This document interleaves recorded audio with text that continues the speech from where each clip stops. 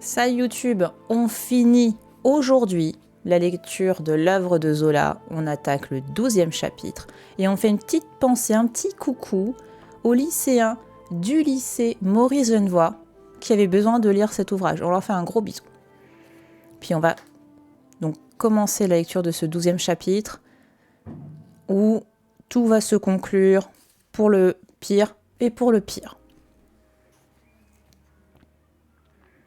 Cette nuit-là, par cette bise aigre de novembre qui soufflait au travers de leur chambre et du vaste atelier, ils se couchèrent à près de 3 heures. Christine, haletante de sa course, s'était glissée vivement sous la couverture pour cacher qu'elle venait de le suivre.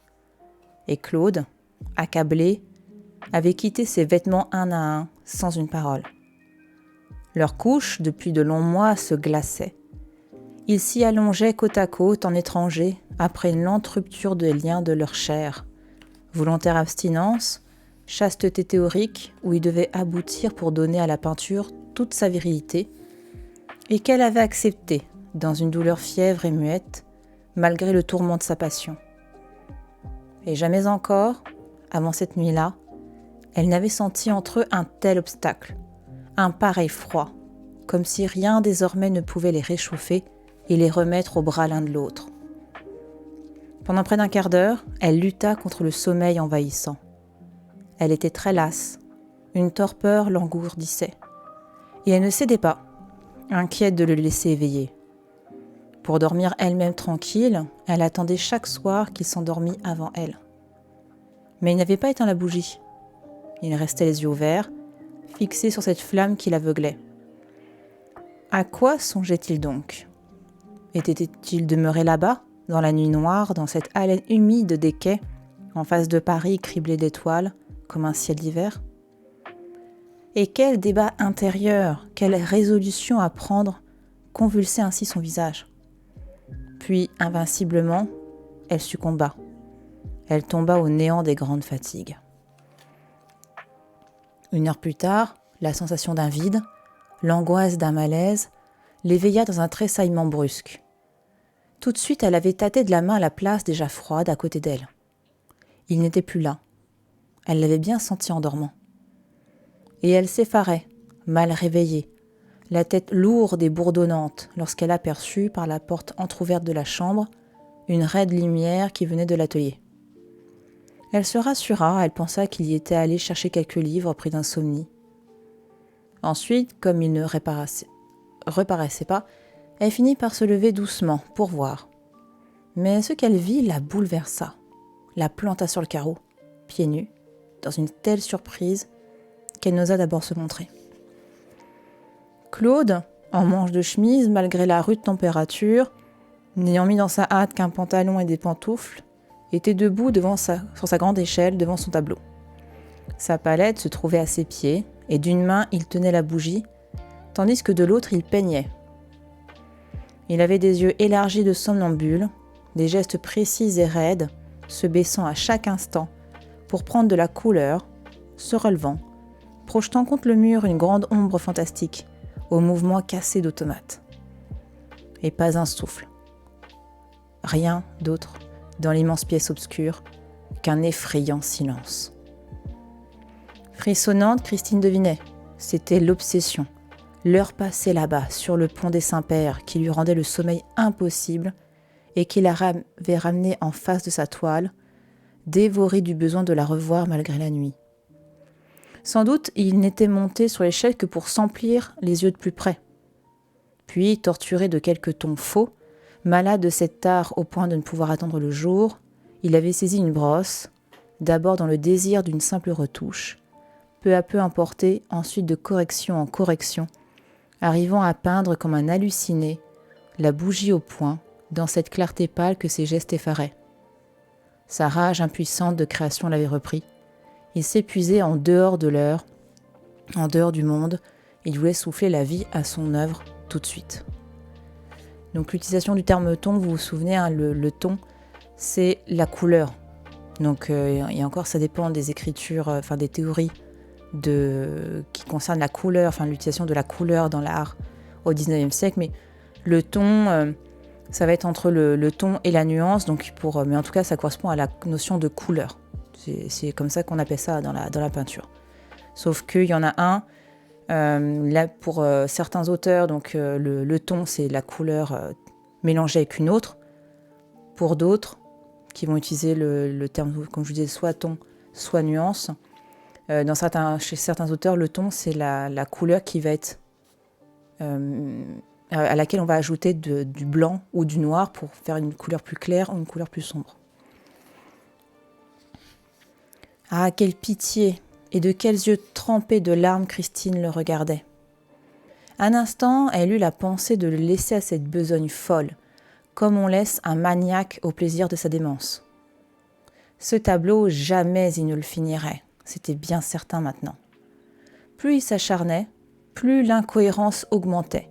Un empattement de ton lourd, un effort épaissi et fuyant du dessin. Les fonds eux-mêmes, le groupe des débardeurs surtout, autrefois solides, se gâtaient. Et ils se butaient là. Ils s'étaient obstinés à vouloir terminer tout avant de repeindre la figure centrale. La femme nue, qui demeurait la peur et le désir de ses heures de travail, la chair de vertige qui l'achèverait le jour où il s'efforcerait encore de la faire vivante. Depuis des mois, il n'y donnait plus un coup de pinceau. Et c'était ce qui tranquillisait Christine, ce qui la rendait tolérante et pitoyable, dans sa rancune jalouse, tant qu'il ne retournait pas à cette maîtresse désirée et redoutée qu'elle se croyait moins trahie. Les pieds gelés par le carreau, elle faisait un mouvement pour regagner le lit, lorsqu'une secousse la ramena. Elle n'avait pas compris d'abord, elle voyait enfin. De sa brosse trempée de couleurs, il arrondissait à grands coups des formes grasses, le geste éperdu de caresse, et il avait un rire immobile aux lèvres, et il ne sentait pas la cire brûlante de la bougie qui lui coulait sur les doigts, tandis que, silencieux, le va-et-vient passionné de son bras remuait seul contre la muraille. Une confusion énorme et noire, une étreinte emmêlée de membres dans un accouplement brutal. C'était à la femme nue qu'il travaillait. Donc vous vous souvenez, cette femme nue, c'est la rivale de Christine, qui est d'ailleurs une représentation de Christine quand elle était au début de leur rencontre, donc il y a plusieurs années. Et en gros, c'est un motif qu'il a travaillé, et à un moment donné, il a arrêté de le travailler parce qu'il n'y arrivait plus. Donc il a laissé tel quel le motif. Et donc là, elle est très jalouse, elle ne supporte pas que cette représentation soit aussi une obsession pour son mari. Alors Christine ouvrit la porte et s'avança. Une révolte invincible, la colère d'une épouse souffletée chez elle, trompée pendant son sommeil dans la pièce voisine, la poussait. Oui, il était bien avec l'autre. Il peignait le ventre et les cuisses en visionnaire affolé que le tourment du vrai jetait à l'exaltation de l'irréel. Et ses cuisses se doraient en colonnes de tabernacle. Ce ventre devenait un astre, éclatant de jaune et de rouge pur, splendide et hors de la vie. Une si étrange nudité d'ostensoir où des pierreries semblaient luire, pour quelque adoration religieuse, acheva de la fâcher. Elle avait trop souffert, elle ne voulait plus tolérer cette trahison. Pourtant d'abord, elle se montra simplement désespérée et suppliante. Ce n'était que la mère qui sermonnait son grand fou d'artiste. « Claude, que fais-tu là ? Claude, est-ce raisonnable d'avoir des idées pareilles ? Je t'en prie, reviens te coucher. Ne reste pas sur cette échelle où tu vas prendre du mal. » Il ne répondit pas. Il se baissa encore pour tremper son pinceau et fit flamboyer les aines qu'il accusa de 2 traits de vermillon vif. « Claude, écoute-moi, reviens avec moi de grâce. Tu sais que je t'aime. Tu vois l'inquiétude où tu m'as mise ? Reviens, oh reviens, si tu ne veux pas que j'en meure moi aussi d'avoir si froid et de t'attendre. » Hagard, il ne la regarda pas. Il lâcha seulement d'une voix étranglée, en fleurissant de carmin le nombril. « Fous-moi la paix, hein, je travaille. » Un instant, Christine resta muette. Elle se redressait, ses yeux s'allumaient d'un feu sombre. Toute une rébellion gonflait son être doux et charmant. Puis, elle éclata, dans un grondement d'esclaves poussés à bout. « Eh bien non, je ne te foutrai pas la paix. En voilà assez. Je te dirai ce qui m'étouffe, ce qui me tue depuis que je te connais. Ah, cette peinture. Oui, ta peinture, c'est elle, l'assassine, qui a empoisonné ma vie. Je l'avais pressenti le premier jour. J'en avais eu peur comme d'un monstre. Je la trouvais abominable, exécrable. Et puis on est lâche. Je t'aimais trop pour ne pas l'aimer. J'ai fini par m'y faire à cette criminelle. Mais plus tard que j'en ai souffert, comme elle m'a torturée. En 10 ans, je ne me souviens pas d'avoir vécu une journée sans larmes. Non, laisse-moi, je me soulage. Il faut que je parle puisque j'en ai trouvé la force. 10 années d'abandon, d'écrasement quotidien, ne plus rien être pour toi, se sentir de plus en plus jeté à l'écart.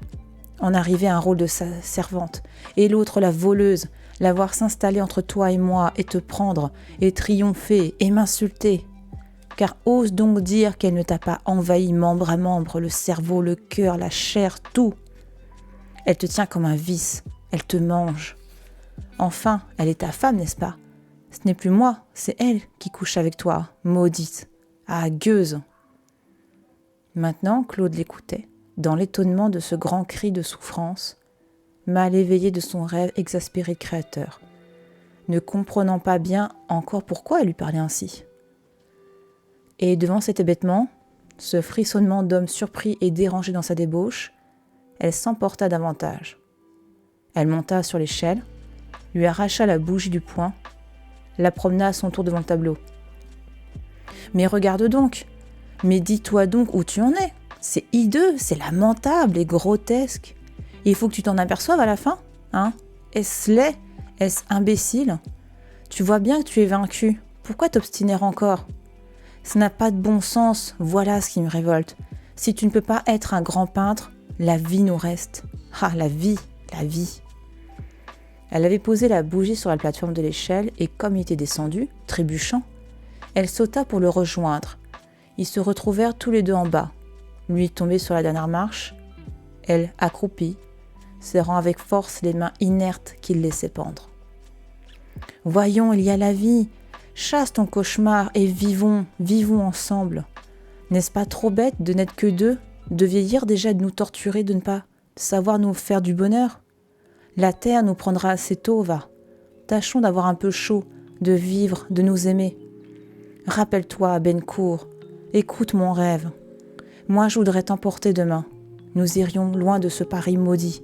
Nous trouverions quelque part un coin de tranquillité, et tu verrais comme je te rendrais l'existence douce.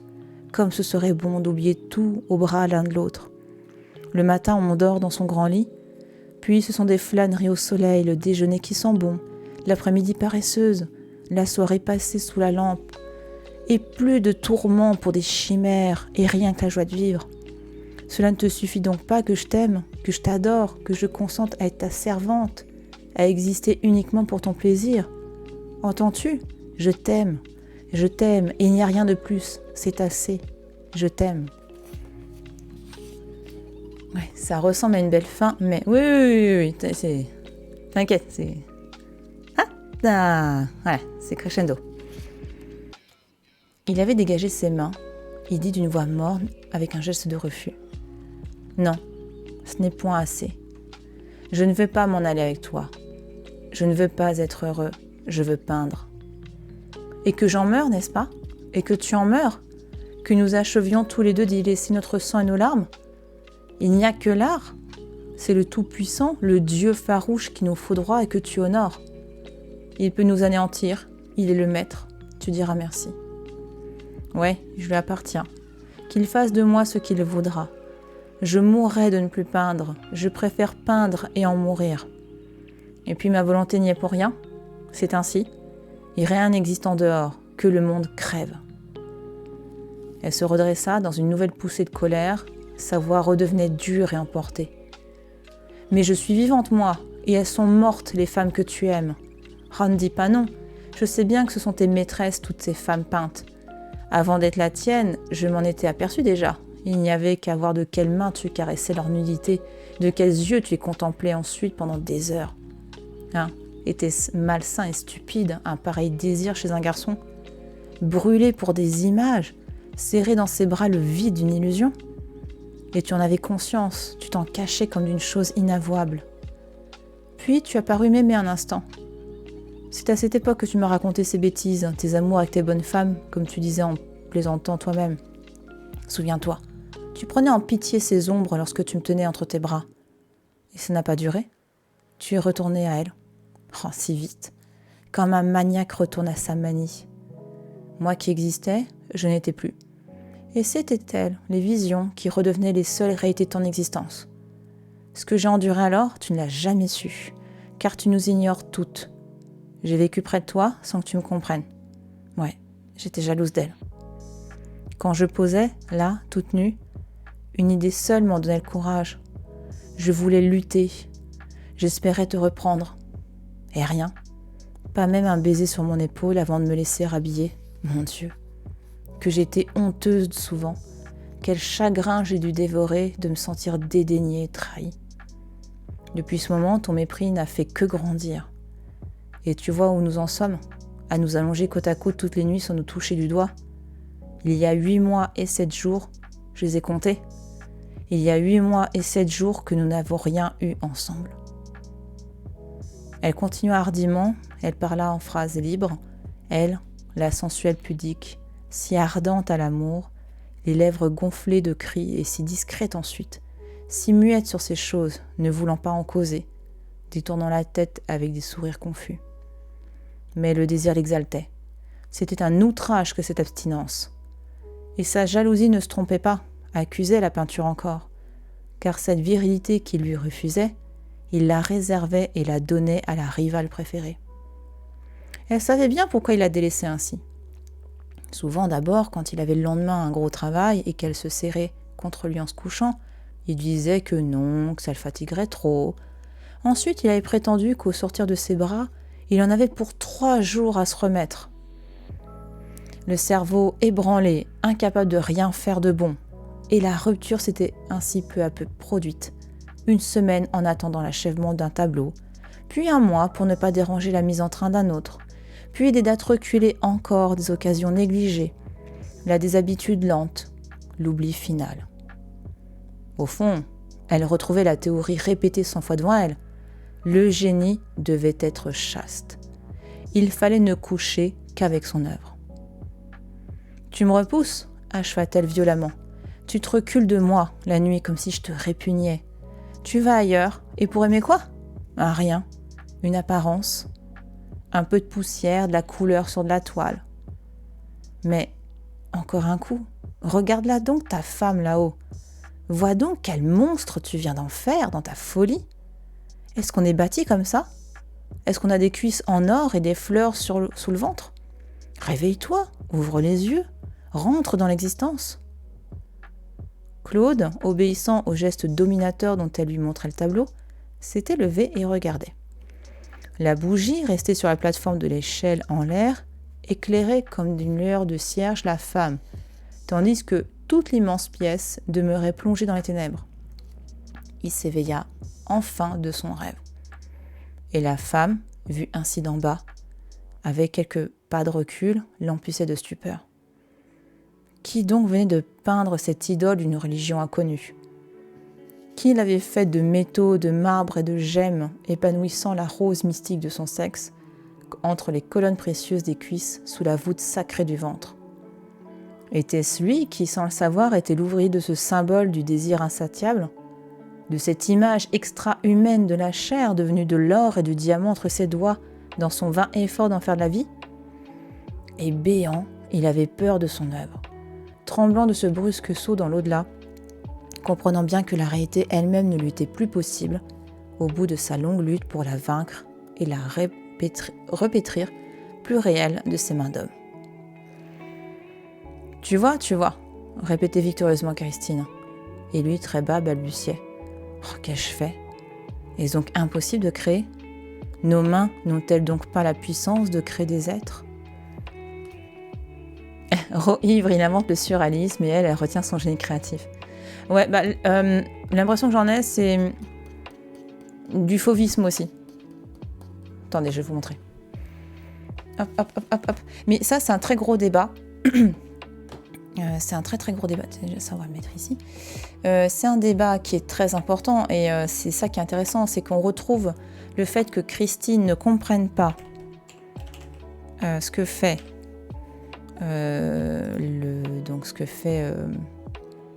Claude, parce que c'est un art dont on n'a pas l'habitude.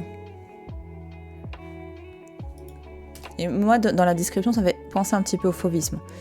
Le fauvisme étant, voilà, c'est pour ça que vous avez une œuvre de Van Gogh. Il faut imaginer le fauvisme un petit peu comme l'accomplissement du travail artistique de Gauguin, de Van Gogh, qui eux, le fauvisme intervient après, il intervient au début du XXe siècle, plus précisément en 1905. Mais on a un héritage, donc chez les fauves, l'idée, donc là c'est pas fauve, c'est pour vous donner une idée de ce qu'on va voir après. Les fauves, l'idée, c'est d'utiliser la couleur d'un point de vue expressif. C'est-à-dire que l'idée, c'est pas de représenter ce qu'ils voient, mais ce qu'ils perçoivent. Et donc, si à un moment donné, ils ont l'impression de voir un reflet vert sur la tête de quelqu'un, ils vont peindre la tête verte. Voilà. Et ils doivent beaucoup à Van Gogh. Enfin, Van Gogh a été un des grands... a beaucoup inspiré les fauves, mais aussi, comme je vous disais, on a aussi Gauguin, on a aussi les nabis de manière générale. Donc voilà, il y a tout un courant artistique qui déjà travaille sur la couleur. Là, vous voyez déjà chez Van Gogh, les couleurs sont travaillées en aplat très fort, très puissant. Sauf qu'on est encore dans une conception réaliste de la couleur. Hein. Non, c'était pas...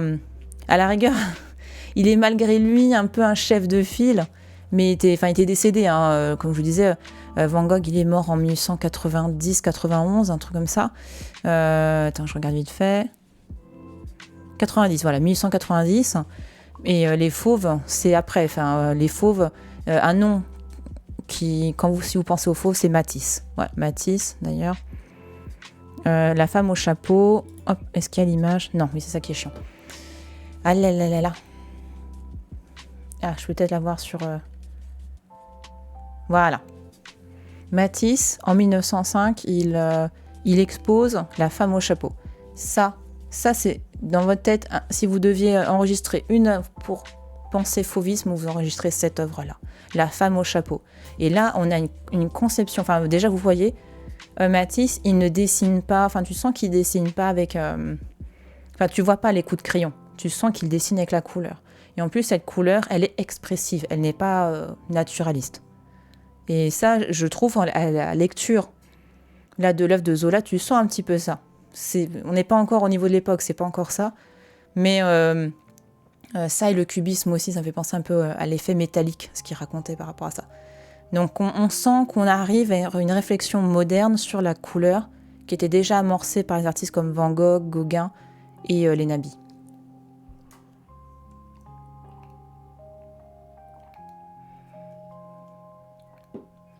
C'est du pré-fauvisme. Oui, voilà. C'est ça, ou alors on a ce qu'on appelait, on a mis donc tu as les impressionnistes avec Monet, tu as aussi Renoir, etc. Et après eux, on a eu cette période qu'on appelle le post-impressionnisme. Je ne sais pas s'ils ont fait un article là-dessus.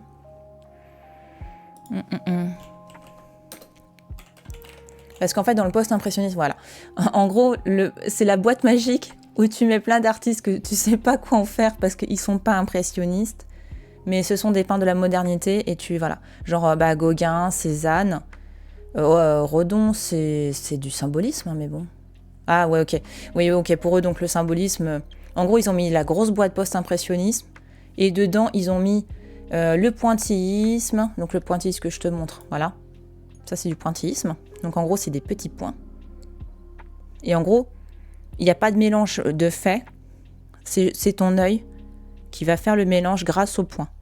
De la même manière que tu regardes des affiches aujourd'hui dans le métro, moi, aujourd'hui, c'est plus trop le cas, mais t'en as encore que c'est imprimé comme ça. Tu vois, si tu te rapproches, tu vois plein de petits points, en fait. Ça, c'est l'origine, c'est ça, quoi. C'est le fait que c'est ton œil qui va faire le mélange. Mais là, c'est plein de points, les uns à côté des autres. Donc tu as ça, tu as Cézanne, Van Gogh, Toulouse-Lautrec aussi. Ah voilà, donc les nabis, que je vous montre un peu de l'art nabi, c'est ça. Voilà, c'est très très proche de ce que... En même temps, c'est normal, c'est leur maître. C'est très proche de ce que fait Gauguin, notamment. Et là, c'est pareil, tu vois, c'est une utilisation de la couleur qui est forte, qui est en travaillé, donc soit en tracé très très visible, comme là, tu vois, ou des sortes d'aplats, quoi. Mais en gros, il n'y a pas... Enfin, l'idée, c'est pas de faire des choses classiques, en fait. Pareil, un nabi, une œuvre à retenir des nabis, c'est celle-là. C'est leur manifeste, en fait. C'est un paysage, donc il l'appelle le talisman. Là, tu vois, en fait, t'as des arbres ici, t'as une petite maison derrière, et là, en fait, c'est le reflet dans l'eau. Voilà, mais c'est une œuvre qui est... En plus, elle est toute petite. Elle est au musée d'Orsay, mais elle est genre... Enfin, ouais, elle est... Je sais plus exactement combien, mais elle est toute petite, hein. 27 par 21.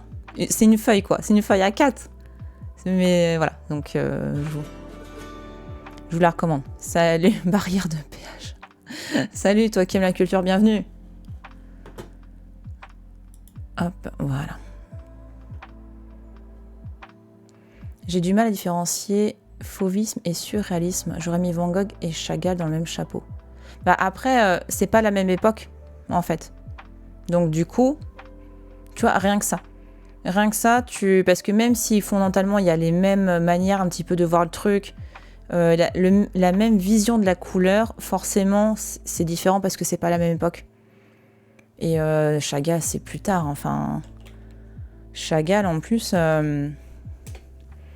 lui il est entre deux... Oh oui, je Michael, oh la honte.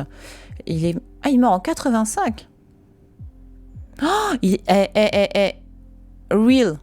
Il est mort un jour, il est mort le lendemain de ma naissance. Je sais pas comment le prendre. Hein? Le mec, je nais, il meurt. Merci infiniment. Franchement, c'est pas cool. Donc du coup, ouais, Chagall, pardon, là, j'étais un peu trop près du micro. Alors Chagall, pour moi, ouais, il a... En fait, lui, effectivement, il a un art qui est très très imprégné effectivement de toute cette culture post-impressionniste, hein, parce qu'il a, ouais voilà, il était à Paris dans les années 10-14, hein. Donc lui, il a vu tout ce qui était le cubisme, l'expressionnisme, le fauvisme, c'est les années, hein, donc il est complètement imprégné de tout ça, quoi. Il a mal pris, mais grave. Salut Charles. Donc bon. Le mec, il a pris ce qu'il y a sous la main pour faire son œuvre. Non, mais t'es influencé. Et c'est normal, en fait. Ils s'influencent tous les uns les autres. Et c'est ce qu'on a vu, d'ailleurs, dans le bouquin. C'est qu'à un moment donné, il disait que Claude avait cette vision beaucoup trop puissante du truc, mais les autres s'étaient imprégnés de ça pour refaire à leur sauce. Mais c'est normal, on s'imprègne tous les uns des autres. Enfin, tu vois, l'art n'apparaît pas comme ça, comme par magie, tu vois.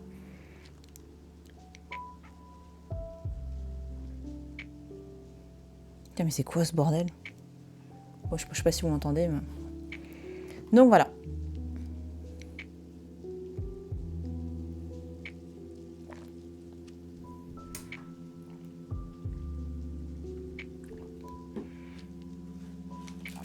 Vous l'entendez là, le vombrissement ou pas?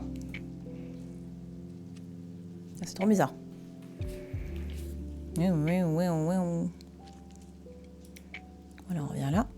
Puis on va continuer. Parce que quand même, une histoire qui finit aussi bien, ce serait dommage de... Allez,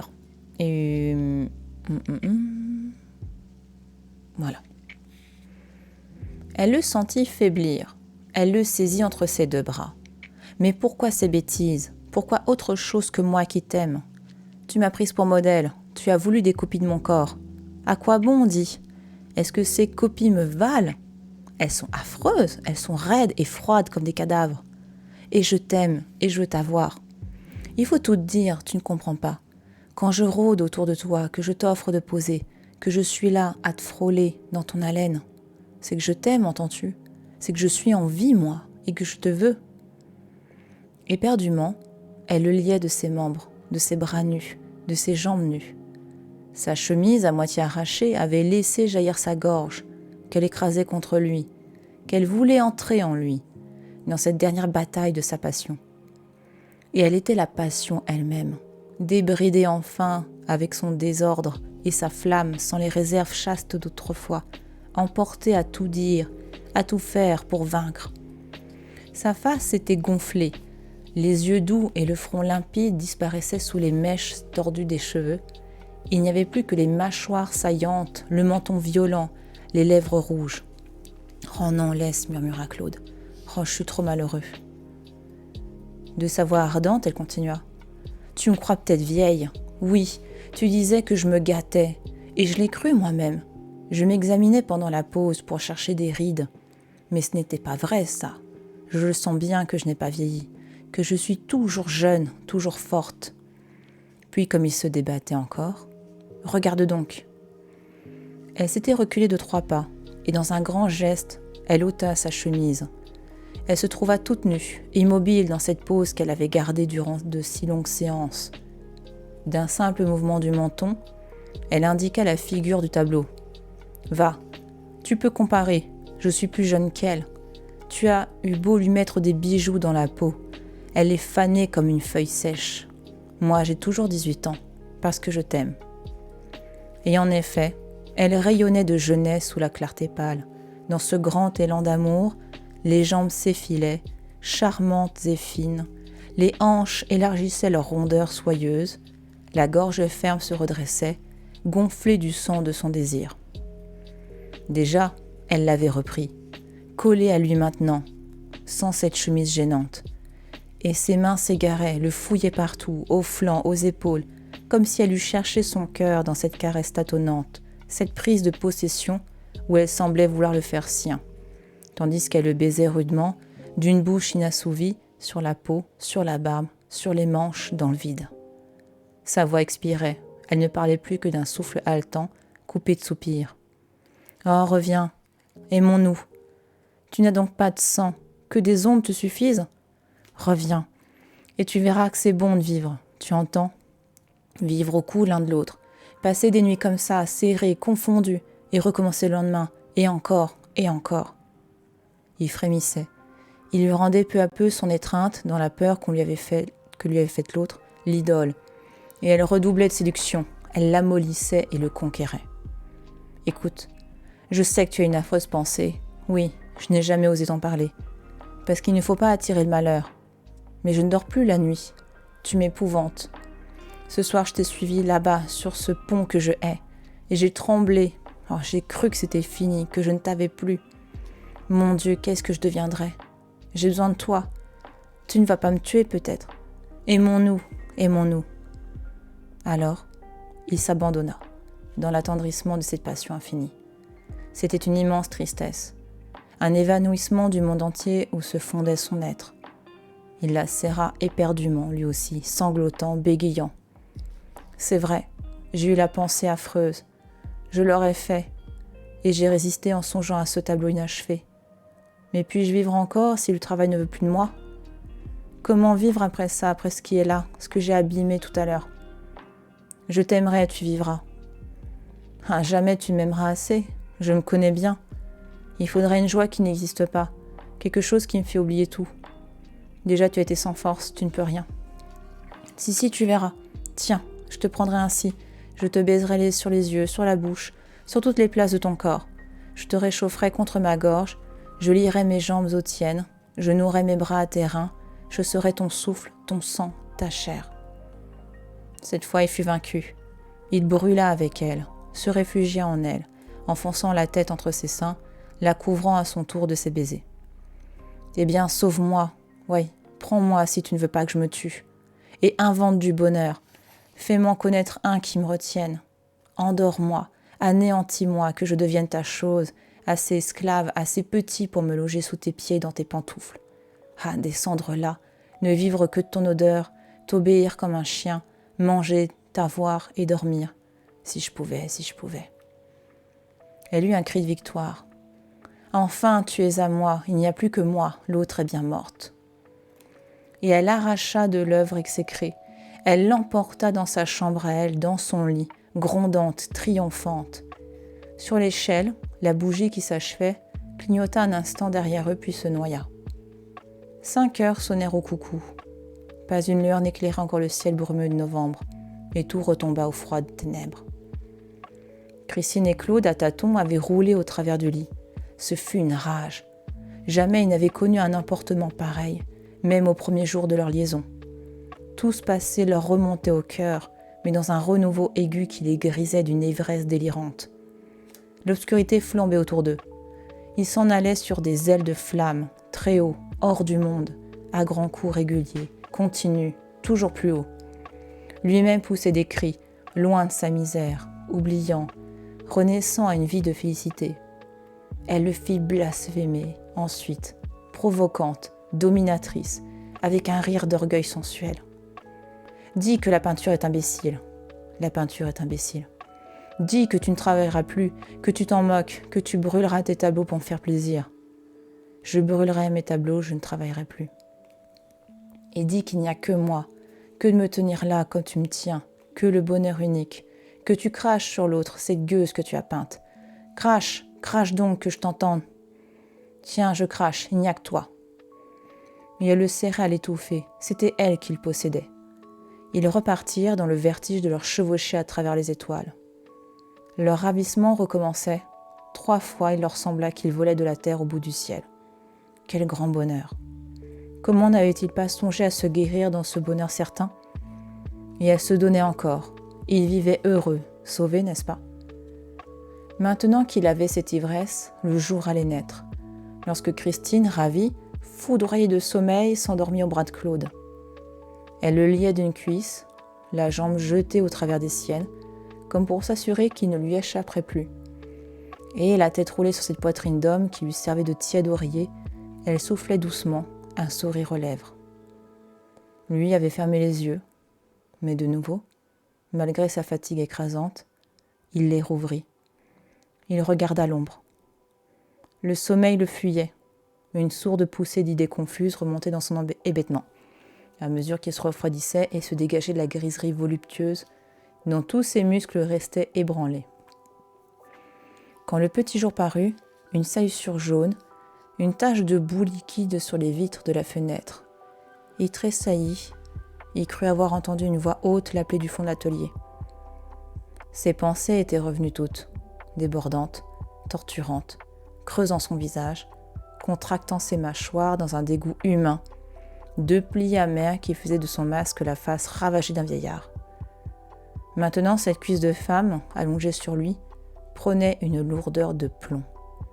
Il en souffrait comme d'un supplice, d'une meule dont on lui broyait les genoux, pour des fautes inexpiées. Et la tête également, posée sur ses côtes, l'étouffait, arrêtait d'un poids énorme les battements de son cœur. Mais longtemps, il ne voulut pas la déranger, malgré l'exaspération lente de tout son corps, une sorte de répugnance et de haine irrésistible qui le soulevait de révolte. L'odeur du chignon dénoué, cette odeur forte de chevelure surtout l'irritait. Brusquement, la voix haute, au fond de l'atelier, l'appela une seconde fois, impérieuse. Il se décida. C'était fini, il souffrait trop. Il ne pouvait plus vivre, puisque tout mentait et qu'il n'y avait rien de bon. D'abord, il laissa glisser la tête de Christine, qui garda son vague sourire. Ensuite, il dut se mouvoir avec des précautions infinies pour sortir ses jambes du lien de la cuisse, qu'il repoussa peu à peu dans un mouvement naturel, comme si elle fléchissait d'elle-même. Il avait rompu la chaîne enfin, il était libre. Un 3e appel le fit se hâter. Il passa dans la pièce voisine en disant « Oui, oui, j'y vais ». Le jour ne se débrouillait pas, sale et triste, un de ces petits jours d'hiver lugubres. Et au bout d'1 heure, Christine se réveilla dans un frisson glacé. Elle ne comprit pas. Pourquoi donc se trouvait-elle seule? Puis elle se souvint. Elle s'était endormie, la joue contre son cœur, les membres mêlés aux siens. Alors, comment avait-il pu s'en aller? Où pouvait-il être? Tout d'un coup, dans son engourdissement, elle sauta du lit avec violence. Elle courut à l'atelier. Mon Dieu, est-ce qu'il était retourné près de l'autre? Est-ce que l'autre venait encore de le reprendre lorsqu'elle croyait l'avoir conquis à jamais? Au premier coup d'œil, elle ne vit rien. L'atelier lui parut désert sous le petit jour boueux et froid. Mais comme elle se rassurait en n'apercevant personne, elle leva les yeux vers la toile et un cri terrible jaillit de sa gorge béante. « Claude! Claude !» Claude s'était pendu à la grande échelle, en face de son œuvre manquée. Il avait simplement pris une des cordes qui tenaient le châssis au mur, et il était monté sur la plateforme en attachant le bout à la traverse de chaîne, cloué par lui un jour afin de consolider les montants. Puis de là-haut, il avait sauté dans le vide, en chemise, les pieds nus, atroce avec sa langue noire et ses yeux sanglants sortis des orbites. Il pendait là, grandi affreusement dans sa raideur immobile, la face tournée vers le tableau, tout près de la femme au sexe fleuri d'une rose mystique, comme s'il lui soufflait son âme à son dernier râle et qu'il lui regardait encore de ses prunelles fixes. Christine pourtant restait droite, soulevée de douleur, d'épouvante et de colère. Son corps en était gonflé, sa gorge ne lâchait plus qu'un hurlement continu. Elle ouvrit les bras, les tendit vers le tableau, ferma les deux poings. « Oh Claude, Claude, elle t'a repris, elle t'a tué, la gueuse !» Et ses jambes fléchirent. Elle tourna et s'abattit sur le carreau. L'excès de la souffrance avait retiré tout le sang de son cœur. Elle demeura évanouie par terre, comme morte, pareille à une loque blanche, misérable et finie, écrasée sous la souveraineté farouche de l'art. Au-dessus d'elle, la femme rayonnait avec son éclat symbolique d'idole. La peinture triomphait, seule, immortelle et debout, jusque dans sa démence. Le lundi seulement, après les formalités et les retards occasionnés par le suicide, lorsque Sandoz vint le matin à 9h pour le convoi, il ne trouva qu'une vingtaine de personnes sur le trottoir de la rue Tourlaque. Dans son chagrin, il courait depuis 3 jours, forcé de s'occuper de tout. D'abord, il avait dû faire transporter à l'hôpital de la Riboisière Christine, ramassée mourante. Ensuite, il s'était promené de la mairie aux pompes funèbres et à l'église, payant partout, cédant à l'usage, plein d'indifférence, puisque les prêtres voulaient bien de ce cadavre au cou cerclé de noir.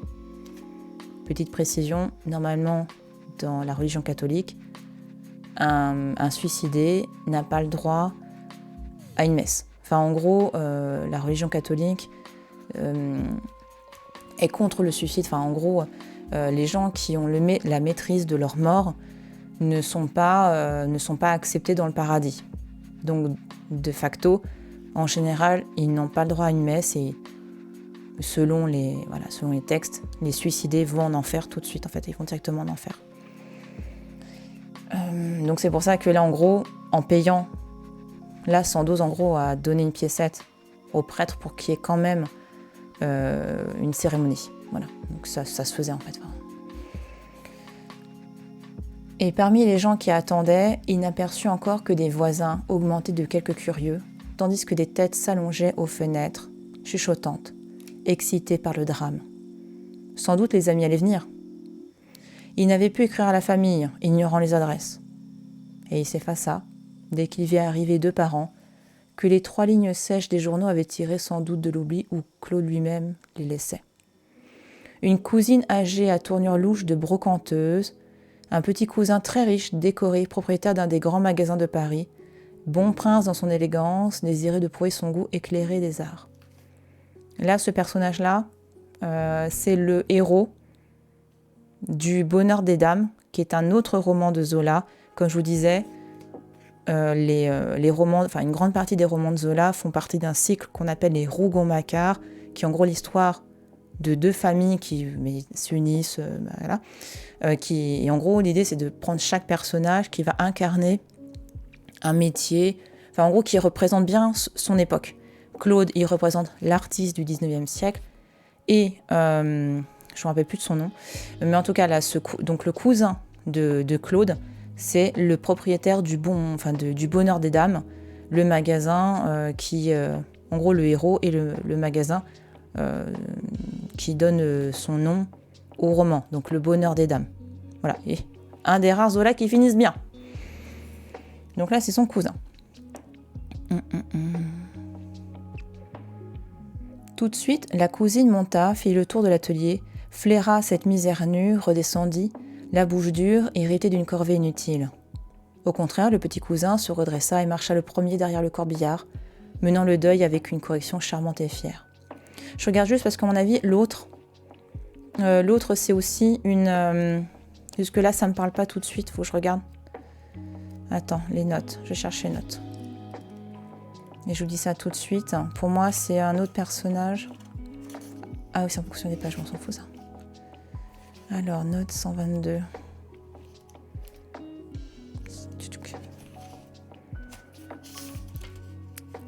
J'arrive. Hein. C'est Sidonie Rougon, voilà, du roman La Curée. Et l'autre, voilà, Octave Mouret, c'est ça, le cousin qui est propriétaire du Bonheur des Dames, c'est Octave Mouret. Et donc l'autre cousine, c'est un personnage, c'est l'héroïne de La Curée. Voilà.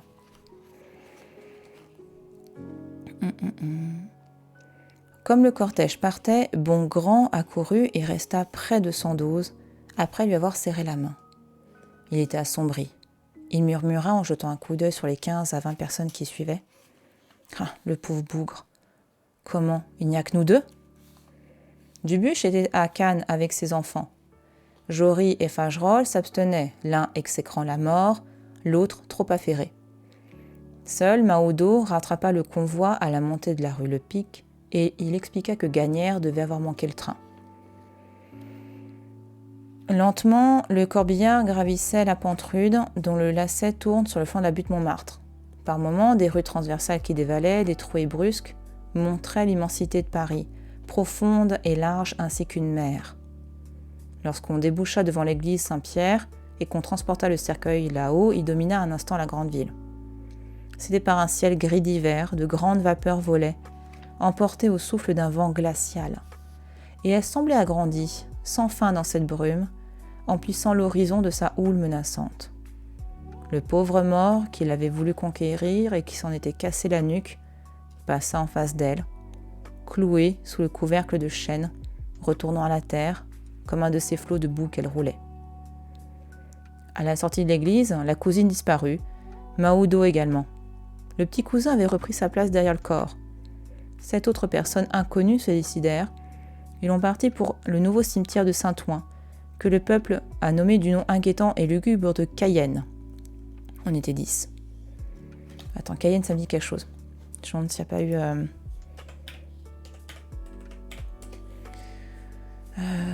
je vous dis tout de suite, je me demande s'il n'y a pas eu un... Est-ce qu'il parle de... Non, en fait, je ne sais pas s'il parle de l'esclavage et tout ça, enfin, tu vois, de... Je regarde vite fait. Parce que Cayenne, c'est en Guyane, voilà, pardon, je n'ai pas précisé pour situer, pour celles et ceux qui ne connaissent pas. Et donc, c'est t'as eu beaucoup de trafic d'êtres humains, d'esclavagisme, de prison aussi. Et je ne sais pas si c'est la... Ah, c'était peut-être la prise de Cayenne. C'est peut-être la prise de Cayenne, je ne suis pas sûre. Enfin, en tout cas... tu as eu une bataille au XVIIe siècle, qui est la prise de Cayenne, où c'est à ce moment que Cayenne est redevenue française, en fait, enfin, pour la période coloniale qui viendra après, donc bon, pour le pire. Mais voilà, enfin... Donc je me demande si c'est pas cette référence-là, parce que je suis pas sûre qu'il y ait une autre référence à ce niveau, quoi. C'est beau ce qu'elle dit. Ouais, Christine, ce qu'elle disait, c'était très très très beau. Ouais, c'était d'une puissance incroyable. Le suicide est un péché mortel. Ouais, tout à fait, ouais.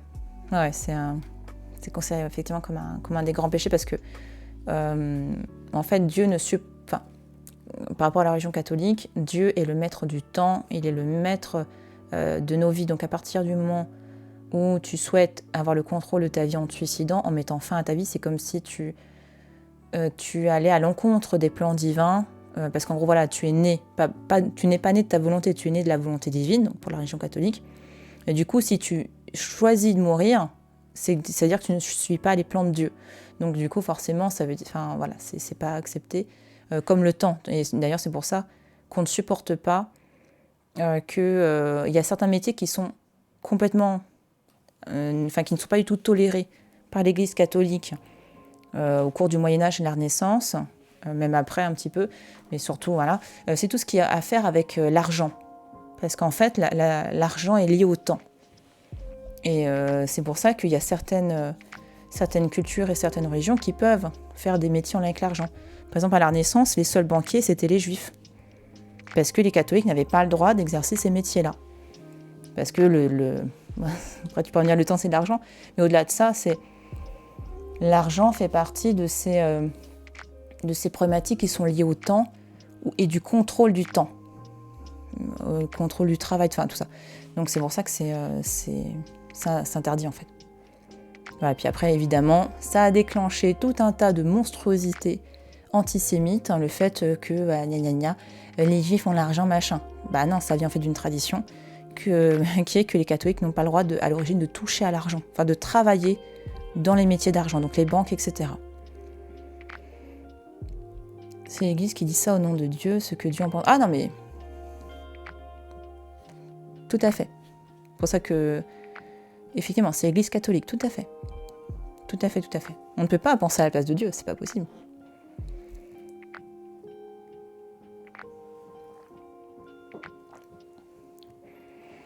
D'ailleurs, j'ai lu une BD récemment qui s'appelle Dieu en personne. Super intéressant. En fait, c'est Dieu qui revient sur Terre. Et avec notre société actuelle, très intéressant. Ça finit évidemment par un procès contre Dieu. Voilà. Mais c'est voilà, Dieu en personne. C'est une BD super intéressante. Attendez, je vais juste vous montrer la couverture, comme ça si vous la croisez un jour.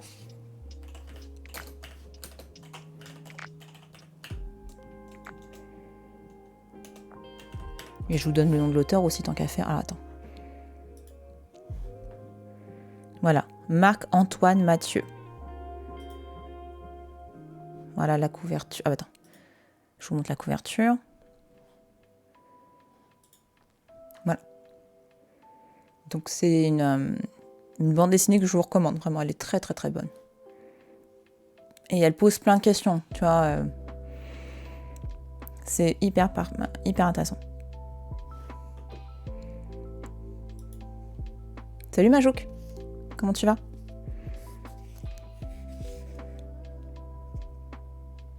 L'auteur 395, grave. Bah ouais, il lui manque... Mais oui, tout à fait.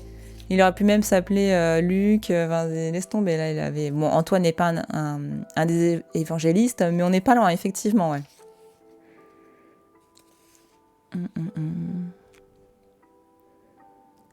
Alors, attends, j'en étais où? Voilà. Allons, il n'y aura que nous deux, décidément, répéta Bongrand, en se remettant en marche près de Sandoz. Maintenant, le convoi, précédé par la voiture, de deuil où s'étaient assis le prêtre et l'enfant de chœur, descendait l'autre, versant de la butte, le long des rues tournantes et escarpées comme des sentiers de montagne. Les chevaux du corbillard glissaient sur le pavé gras, on entendait les sourds cahots des rues. À la suite, les 10 piétinaient, se retenaient parmi les flaques, si occupés de cette descente pénible qu'ils ne causaient pas encore. Mais au bas de la rue du Ruisseau, lorsqu'on tomba à la porte de Clignancourt, au milieu de ces vastes espaces où se déroule le boulevard de Ronde, le chemin de fer de ceinture, les talus et les fossés des fortifications, il y eut des soupirs d'aise. On échangea quelques mots, on commença à se débander.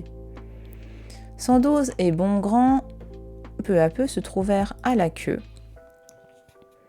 comme pour s'isoler de ces gens qu'ils n'avaient jamais vus. Au moment où le corbillard passa la barrière, le second se pencha.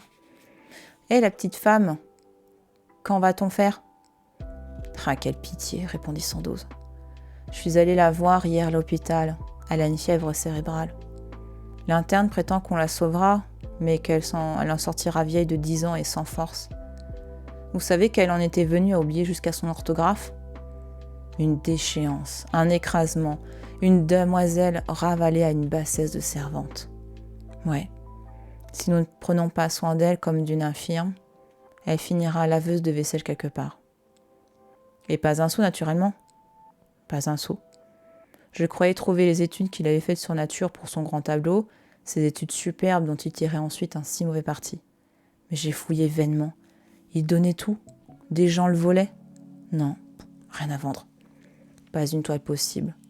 Rien que cette toile immense que j'ai démolie et brûlée moi-même. Ah, de grand cœur, je vous assure, comme on se venge. Ils se turent un instant. La route large de Saint-Ouen s'en allait toute droite à l'infini. Et au milieu de la campagne rase, le petit convoi filait, pitoyable, perdu, le long de cette chaussée où coulait un fleuve de boue. Une double clôture de palissade la bordait. De vagues terrains s'étalaient à droite et à gauche. Il n'y avait au loin que des cheminées d'usines et quelques hautes maisons blanches, isolées, plantées de biais. On traversa la fête de Clignancourt, des baraques, des cirques, des chevaux de bois aux deux côtés de la route, grelottant sous l'abandon de l'hiver, des guinguettes vides, des balançoires verdis, une ferme d'opéra comique à la ferme de Picardie, une tristesse noire entre ces treillages arrachés. Ah, ces anciennes toiles, reprit Bongrand. Les choses qui étaient quai de Bourbon, vous vous souvenez? Des morceaux extraordinaires, hein. Les paysages rapportés du Midi, et les académies faites chez Boutin, des jambes de fillette, un ventre de femme. Oh, ce ventre! C'est le père Malgras qui doit l'avoir, une étude magistrale, que pas un de nos jeunes maîtres n'est fichu de peindre. Ouais, le gaillard n'était pas une bête, un grand peintre, simplement. Quand je pense, dit Sandoz, que ces petits fignoleurs d'école et du journalisme l'ont accusé de paresse et d'ignorance, en répétant les uns à la suite des autres qu'il avait toujours refusé d'apprendre son métier. Paresseux, mon Dieu! Lui que j'ai vu s'évanouir de fatigue après des séances de 10 heures, lui qui avait donné sa vie entière, qui s'est tué dans sa folie de travail. Et ignorant, est-ce imbécile? Jamais ils ne comprendront que ce qu'on apporte, lorsqu'on a la gloire d'apporter quelque chose, déforme ce qu'on apprend. Delacroix aussi ignorait son métier, parce qu'il ne pouvait s'enfermer dans sa ligne exacte. Ah, les niais, les bons élèves au sang pauvre, incapables d'une incorrection. Il fit quelques pas en silence, puis il ajouta « Un travailleur héroïque, un observateur passionné dont le crâne s'était bourré de science, un tempérament de grand peintre admirablement doué, et il ne laisse rien. Absolument rien, pas une toile. » déclara Bongrand. « Je ne connais de lui que des ébauches, des croquis, des notes jetées, tout ce bagage de l'artiste qui ne peut aller au public. Oui, c'est bien un mort tout entier que l'on va mettre dans la terre. » Mais ils durent presser le pas, ils s'attardaient en causant. Et devant eux, après avoir roulé entre des commerces de vin mêlés à des entreprises de monuments funèbres, le corbillard tournait à droite, dans le bout d'avenue qui conduisait au cimetière. Ils le rejoignirent, ils franchirent la porte avec le petit cortège. Le prêtre en surplis, l'enfant de chœur armé du bénitier, tous les deux descendus de la voiture de deuil, marchaient en avant. C'était un grand cimetière plat, jeune encore, tiré au cordeau dans ce terrain vide de banlieue, coupé en damier par de larges allées symétriques. De rares tombeaux bordaient les voies principales. Toutes les sépultures débordant déjà s'étendaient au ras du sol, dans l'installation bâclée et provisoire des concessions de 5 ans, les seules que l'on accordât. L'hésitation des familles à faire des frais sérieux, les pierres qui s'enfonçaient faute de fondation, les arbres verts qui n'avaient pas le temps de pousser, tout ce deuil passager de pacotille se sentait, donnait au vaste champ une pauvreté, une nudité froide et propre d'une mélancolie de caserne et d'hôpital. Pas un coin de balade romantique, pas un détour feuillu, frissonnant de mystère, pas une grande tombe parlant d'orgueil et d'éternité. On était dans le cimetière nouveau, aligné, numéroté, le cimetière des capitales démocratiques, où les morts semblent dormir au fond de cartons administratifs. Le flot de chaque matin délogeant et remplaçant le flot de la veille, tous défilant à la queue comme dans une fête, sous les yeux de la police, pour éviter les encombrements. « Fichtre, murmura Bongrand, c'est pas gai ici. »« Pourquoi ?» dit Sandoz. « C'est commode, on a de l'air. Et même sans soleil, vous voyez donc comme c'est joli de couleurs. » En effet, sous le ciel gris de cette matinée de novembre, dans le frisson pénétrant de la bise, les tombes basses, chargées de guirlandes et de couronnes de perles, prenaient des tons très fins, d'une délicatesse charmante. Il y en avait toutes blanches, il y en avait toutes noires, selon les perles, et cette opposition luisait doucement au milieu de la verdure pâlie des arbres nains. Sur ces loyers de 5 ans, les familles épuisaient leur culte. C'était un entassement, un épanouissement que le récent jour des morts venait d'étaler dans son œuf. Seules, les fleurs naturelles, entre les collerettes de papier, s'étaient fanées déjà. Quelques couronnes d'immortelles jaunes éclataient comme de l'or fraîchement ciselé. Mais il n'y avait que les perles, un ruissellement de perles cachant les inscriptions, recouvrant les pierres et les entourages, des perles en cœur, en festons, en médaillons, des perles qui encadraient des sujets sous verre, des pensées, des mains enlacées, des nœuds de satin jusqu'à des photographies de femmes, de jaunes photographies de faubourg, de pauvres visages laids et touchants avec leur sourire gauche. Mais comme le corbillard suivait l'avenue du Rond-Point, Sandoz, ramené à Claude par son observation de peintre, se remit à causer. Un cimetière qu'il aurait compris, avec son enragement de modernité. Sans doute, il souffrait dans sa chair, ravagé par cette lésion trop forte du génie. 3 grammes en moins ou 3 grammes en plus, comme il le disait, lorsqu'il accusait ses parents de l'avoir si drôlement bâti. Mais son mal n'était pas en lui seulement. Il a été la victime d'une époque. Ouais. Notre génération a trempé jusqu'au ventre dans le romantisme, et nous en sommes restés imprégnés quand même. Et nous avons eu beau nous débarbouiller, prendre des bains de réalité violente, la tâche s'entête. Toutes les lessives du monde n'en ôteront pas l'odeur. La forme et toi. Bah ça va. Je vais expliquer un truc après. Coucou. Ah, bah coucou Petit X, merci pour ton passage. Donc là, de nouveau, on a la mise en avant de cette transition début 19e siècle, enfin les années 1810, 1840 à peu près. Cette transition, on passe du romantisme au réalisme. Donc cette première moitié du 19e siècle, hop, Delacroix, voilà, ça peut... Delacroix, Géricault avec le radeau de la Méduse, ce sont ces artistes qui vont mettre en place vraiment ce courant qu'est le romantisme, avec, donc on a différents types de sujets, mais l'idée c'est l'exaltation héroïque, avec tout ce que ça peut impliquer derrière, l'exaltation face à la nature qui est incroyable, qui est d'une grande intensité. Je vais juste vous montrer une œuvre, je pense que vous connaissez. Tout le temps, on revient sur ça. Hop. Hop. Voilà. Voilà, cette œuvre-là. Voilà. Donc, et encore là, on est en Allemagne. C'est un romantisme qui est vraiment très, très lié à la nature, aux puissances de la nature. Et nous, face à ça, on n'est rien. Il y a cette exaltation des passions, des forces de la nature. Donc ça, on a ce romantisme-là qui va nourrir notre propre romantisme en France, avec, par exemple, Géricault, que vous connaissez via une œuvre surtout, je pense, qui est le radeau de la Méduse. Où est-ce qu'elle est ? Voilà, donc ça, pareil, le romantisme, une exaltation de choses avec quand je parle de passion, attention, c'est pas forcément la passion amoureuse, ce sont des sentiments puissants.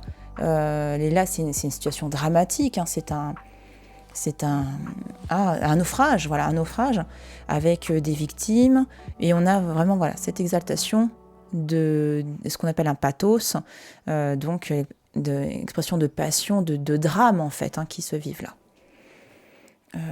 Vous avez aussi, je vais vous montrer vite fait Delacroix pour que ça vous puisse bien, hop, vous puissiez voir un petit peu tout ça. Alors, voilà, Eugène Delacroix, que vous connaissez en général pour la liberté, voilà. La liberté guidant le peuple.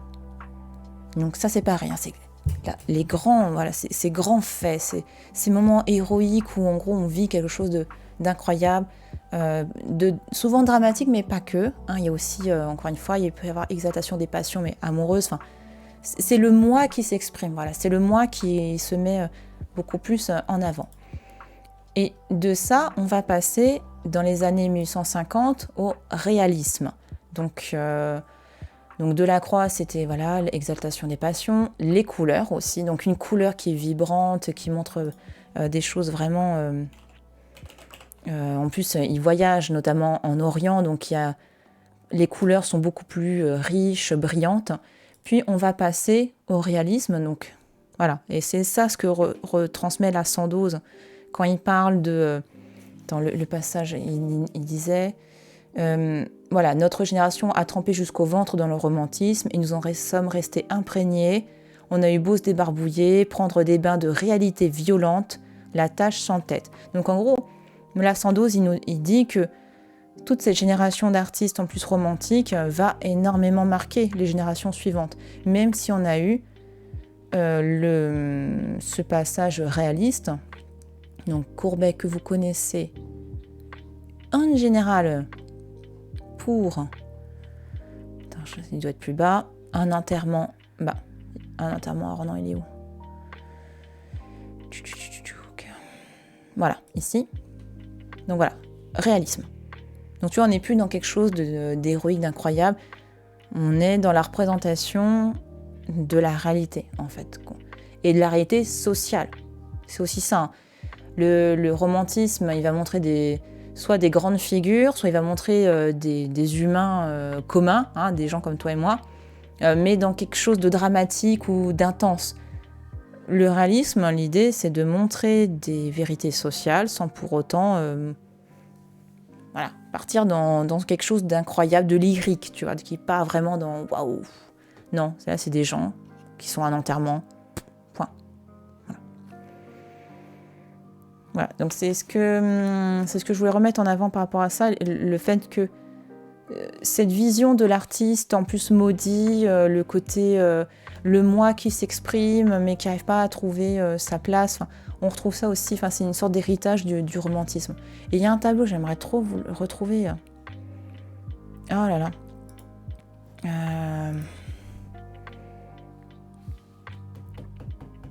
Ah, je sais plus. En fait, c'est un artiste qui détruit son... le nom, c'est la...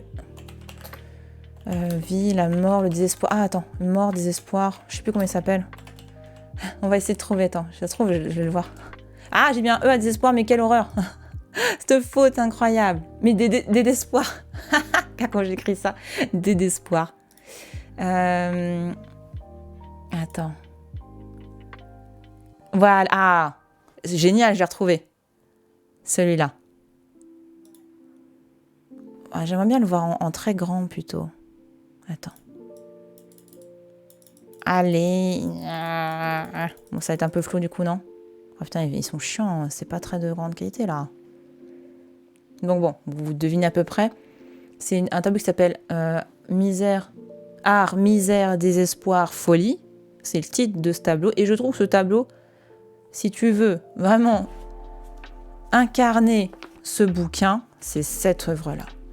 Là, tu vois l'artiste qui est... D'ailleurs, en plus, il tient un pistolet dans la main droite. Donc, tu sens qu'il va passer à l'acte.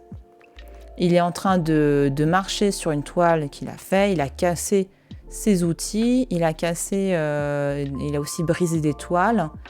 Donc, voilà, ce tableau-là, c'est ça, en fait. Là, pour moi, c'est un portrait de Claude Lantier, limite. Hein. Enfin, voilà. C'est l'œuvre qui montre... Et qui montre un contexte. Hein. De nouveau, Zola, ok, c'est un romancier, donc forcément, il va amplifier certaines choses, mais là, ce que dit Zola, de nombreux artistes l'ont vécu en son temps, et c'est pour ça, d'ailleurs, ce tableau, je trouve très intéressant, parce qu'il montre ce que vivaient énormément d'artistes en ce temps-là, quoi. La seconde moitié du 19e siècle, t'as énormément d'artistes, mais ils vivent dans la plus grosse des précarités, quoi. T'en as plein qui se suicident, enfin, ça va très très mal pour eux, en fait.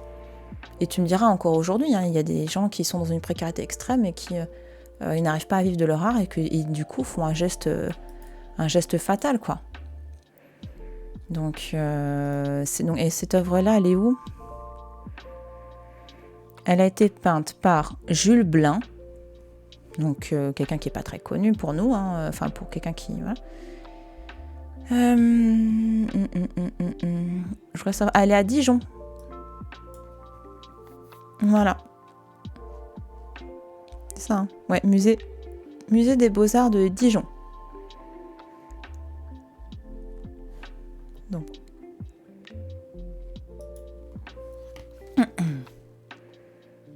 Où est-ce qu'on en était dans le temps chaud? Ah, je crois qu'on était là. Alors, je prends un petit coup.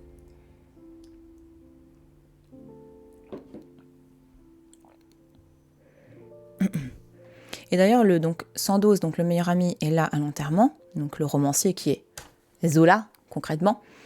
Et Bongrand, c'est celui, on l'apparente à Courbet.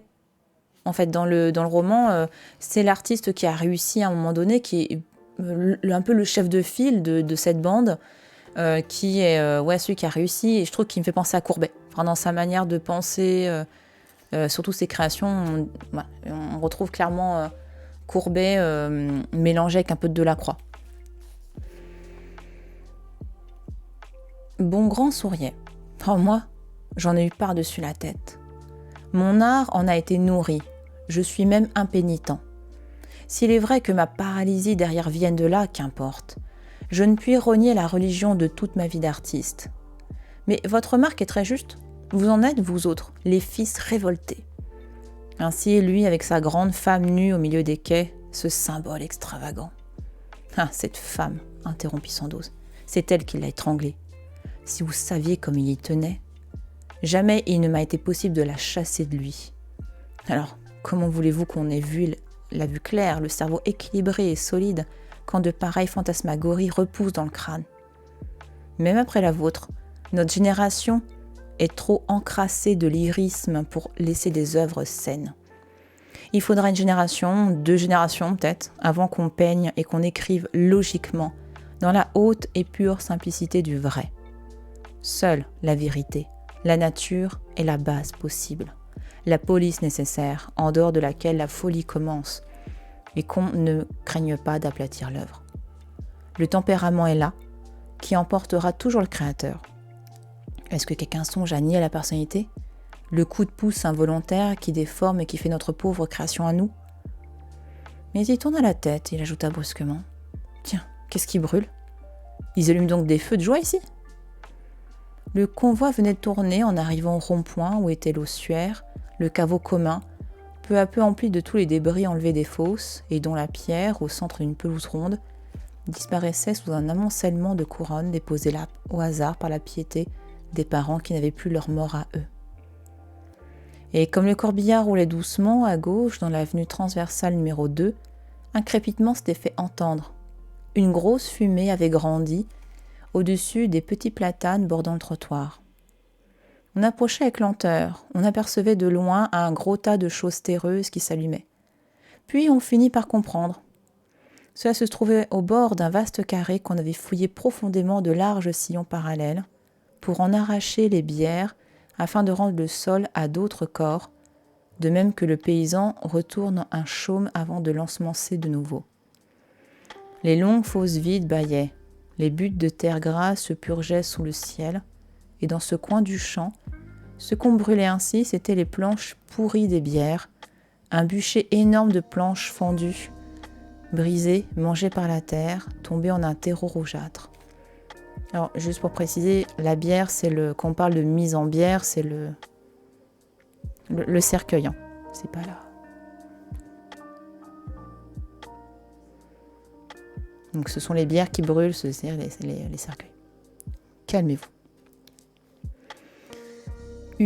Donc, elle refusait de flamber, humide de boue humaine, dégueulasse, éclatant en sourde détonation, fumant seulement avec une intensité croissante, de grandes fumées qui montaient dans le ciel blafard et que la bise de novembre rabattait, déchirée en lanières rousses volantes, au travers des tombes basses de toute une moitié du cimetière. Sandoz et Bongrand avaient regardé, sans une parole. Puis, quand ils eurent dépassé le feu, le premier reprit. Non, il n'a pas été l'homme de la formule qui l'apportait. Je veux dire qu'il n'a pas eu le génie assez net pour la planter debout et l'imposer dans une œuvre définitive. Et voyez autour de lui, après lui, comme les efforts s'éparpillent. Ils en restent tous aux ébauches, aux impressions hâtives. Pas un ne semble avoir la force d'être le maître attendu. N'est-ce pas irritant, cette notation nouvelle de la lumière, cette passion du vrai poussée jusqu'à l'analyse scientifique, cette évolution commencée si originalement et qui s'attarde, et qui tombe aux mains des habiles et qui n'aboutit point parce que l'homme nécessaire n'est pas né. Ah, l'homme naîtra, rien ne se perd. Il faut bien que la lumière soit. Qui sait, pas toujours, dit Bongrand. La vie avorte, elle aussi. Vous savez, je vous écoute, mais je suis un désespéré, moi. Je crève de tristesse. et je sens tout qui crève. Ah oui, l'air de l'époque est mauvais. Cette fin de siècle encombrée de démolitions, aux monuments éventrés, aux terrains retournés 100 fois, qui tous exhalent une puanteur de mort. Est-ce qu'on peut bien se porter là-dedans ? Les nerfs se détraquent, la grande névrose s'en mêle, l'art se trouble. C'est la bousculade, l'anarchie, la folie de la personnalité aux abois. Jamais on ne s'est tant querellé, et jamais on n'y a vu moins clair que depuis le jour où l'on prétend tout savoir. Sandoz, devenu pâle, regardait au loin les grandes fumées rousses rouler dans le vent. C'était fatal, songea-t-il à demi-voix.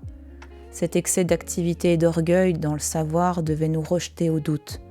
Ce siècle qui a déjà fait tant de clarté devait s'achever sous la menace d'un nouveau flot de ténèbres. Oui, notre malaise vient de là. On a trop promis, on a trop espéré, on a attendu la conquête et l'explication de tout. Et l'impatience gronde. Comment ? On ne marche pas plus vite ? La science ne nous a pas encore donné en 100 ans la certitude absolue, le bonheur parfait ?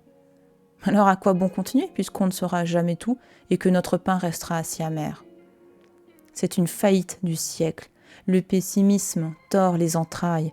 Le mysticisme embrume les cervelles car nous avons eu beau chasser les fantômes sous les grands coups de lumière de l'analyse, le surnaturel a repris les hostilités. L'esprit des légendes se révolte et veut nous reconquérir dans cette halte de fatigue et d'angoisse. Ah, certes, je n'affirme rien. Je suis moi-même déchiré. Seulement, il me semble que cette convulsion derrière du vieil effarement religieux était à revoir, à prévoir. Nous ne sommes pas une fin, mais une transition, un commencement d'autre chose. Cela me calme, cela me fait du bien de croire que nous marchons à la raison et à la solidité de la science. Sa voix s'était altérée d'une émotion profonde et il ajouta « À moins que la folie ne nous fasse culbuter dans le noir et que nous ne partions tous, étranglés par l'idéal, comme le vieux camarade qui dort là, entre ses 4 planches. » Le corbillard quittait l'avenue transversale numéro 2 pour tourner à droite dans l'avenue latérale numéro 3. Et sans parler, le peintre montra du regard à l'écrivain un carré de sépultures que longeait le cortège. Il y avait là un cimetière d'enfants. Rien que des tombes d'enfants, à l'infini, rangées avec ordre, régulièrement séparées par des sentiers étroits, pareils à une ville enfantine de la mort. C'étaient de toutes petites croix blanches, de tout petits entourages blancs, qui disparaissaient presque une floraison de couronnes blanches et bleues au ras du sol. Et le chant paisible d'un ton si doux, d'un bleuissement de lait semblait s'être fleuri de cette enfance couchée dans la terre. Les croix disaient les âges. 2 ans, 16 mois, 5 mois. Une pauvre croix sans entourage, qui débordait se trouvait plantée de biais dans une allée, portait simplement « Eugénie, 3 jours ». N'être pas encore et dormir déjà là, à part, comme les enfants que les familles, au soir de fête, font dîner à la petite table. Mais enfin, le corbillard s'était arrêté, au milieu de l'avenue. Lorsque Sandoz aperçut la fosse prête, à l'angle du carré voisin, en face du cimetière des Tout-Petits, il murmura tendrement « Ah, mon vieux Claude, grand cœur d'enfant, tu seras bien à côté d'eux. » Les croque-morts descendaient le cercueil. Maussade sous la bise, le prêtre attendait. Et les fossoyeurs étaient là, avec des pelles. 3 voisins avaient lâché en route. Les 10 n'étaient plus que 7. Le petit cousin qui tenait son chapeau à la main depuis l'église, malgré le temps affreux, se rapprocha. Tous les autres se découvrirent et les prières allaient commencer, lorsqu'un coup de sifflet déchirant fit lever les têtes. C'était, dans ce bout vide encore, à l'extrémité de l'avenue latérale numéro 3, un train qui passait sur le haut talus du chemin de fer de ceinture, dont la voie dominait le cimetière. La pente gazonnée montait, et des lignes géométriques se détachaient en noir sur le gris du ciel. Les poteaux télégraphiques reliés par les minces fils, une guérite de surveillants, la plaque d'un signal, la seule tache rouge et vibrante. Quand le train roula avec son fracas de tonnerre, on distingua nettement, comme sur un transparent d'ombre chinoise, les découpures des wagons, jusqu'aux gens assis dans les trous clairs des fenêtres. Et la ligne redevint nette, un simple trait à l'encre coupant l'horizon, tandis que sans relâche, au loin, d'autres coups de sifflet appelaient, se lamentaient, aigu de colère, rauque de souffrance, étranglé de détresse. Puis une corne d'appel résonna lugubre. Revestitur in terram suam unde erat, récitait le prêtre, qui avait ouvert un livre et qui se hâtait. Mais on ne l'entendait plus. Une grosse locomotive était arrivée en soufflant, et elle manœuvrait jusqu'au-dessus de la cérémonie. Celle-là avait une voix énorme et grasse, un sifflet guttural d'une mélancolie géante. Elle allait, venait, haletait, avec son profil de monstre lourd. Brusquement, elle lâcha sa vapeur, dans une haleine furieuse de tempête. « Requiescat in pace », disait le prêtre. « Amen », répondait l'enfant de chœur. Et tout fut emporté. Au milieu de cette détonation cinglante et assourdissante qui se prolongeait avec une violence continue de fusillade. Bongrand, exaspéré, se tournait vers la locomotive. Elle se tut, ce fut un soulagement. Des larmes étaient montées aux yeux de Sandoz. Ému, déjà des choses sorties involontairement de ses lèvres, derrière le corps de son vieux camarade. Comme s'ils avaient eu ensemble une de leurs causeries grisantes d'autrefois. Et maintenant, il lui semblait qu'on allait mettre en terre sa jeunesse. C'était une part de lui-même, la meilleure, celle des illusions et des enthousiasmes, que les fossoyeurs enlevaient pour la faire glisser au fond du trou. Mais à cette minute terrible, un accident va encore augmenter son chagrin. Il avait tellement plu, les jours précédents, et la terre était si molle qu'un brusque éboulement se produisit. Un des fossoyeurs dut sauter dans la fosse pour la vider à la pelle, d'un jet lent et rythmique. Cela n'en finissait pas, s'éternisait au milieu de l'impatience du prêtre et de l'intérêt des 4 voisins qui avaient suivi jusqu'au bout sans qu'on sût pourquoi. Et là-haut, sur le talus, la locomotive avait repris ses manœuvres, reculait en hurlant à chaque tour de roue, le foyer ouvert, incendiant le jour morne d'une pluie de braise. Enfin, la fosse fut vidée, on redescendit le cercueil, on se passa le goupillon. C'était fini. Debout, de son air correct et charmant, le petit cousin fit les honneurs, serra les mains de tous ces gens qu'il n'avait jamais vus, en mémoire de ce parent dont il ne se rappelait pas le nom la veille. « Mais très bien ce calicot », dit Bongrand qui ravalait ses larmes. Sandoz, sanglotant, répondit « Très bien ». Tous s'en allaient. Les surplis du prêtre et de l'enfant de chœur disparaissaient entre les arbres verts. Les voisins débandés flânaient, lisaient les inscriptions. Et Sandoz, se décidant à quitter la fosse à demi comblée, reprit. « Nous seuls l'aurons connu. Plus rien, pas même un nom. » « Il est bien heureux, dit Bongrand. Il n'a pas de tableau en train dans la terre où il dort. Autant partir que de s'acharner comme nous à faire des enfants infirmes, auxquels il manque toujours des morceaux, les jambes ou la tête et qui ne vivent pas. Ouais, il faut vraiment manquer de fierté, se résigner à l'à peu près et tricher avec la vie. Moi qui pousse mes bouquins jusqu'au bout, je me méprise de les sentir incomplets et mensongers malgré mon effort. » La face pâle, il s'en allait lentement, côte à côte, au bord des blanches tombes des enfants. Le romancier alors dans toute la force de son labeur et de sa renommée, le peintre déclinant et couvert de gloire. « Au moins, en voilà un qui a été logique et brave, » continua Sandoz. « Il a avoué son impuissance et il s'est tué. »« C'est vrai, dit Bongrand. Si nous ne tenions pas si fort à nos peaux, nous ferions tous comme lui, n'est-ce pas ? Ma foi, oui, puisque nous ne pouvons rien créer, puisque nous ne sommes que des reproducteurs débiles, autant vaudrait-il nous casser la tête tout de suite. » Il se retrouvait devant le tas allumé des vieilles bières pourries. Maintenant, elles étaient en plein feu, suantes et craquantes. Mais on ne voyait toujours pas les flammes. La fumée seule avait augmenté. Une fumée âcre, épaisse, que le vent poussait en gros tourbillons et qui couvrait le cimetière entier d'une nuée de deuil. « Fichtre, 11 heures !» dit Bongrand en tirant sa montre. « Il faut que je rentre. » Sandoz eut une exclamation de surprise. « Comment déjà 11 heures ?»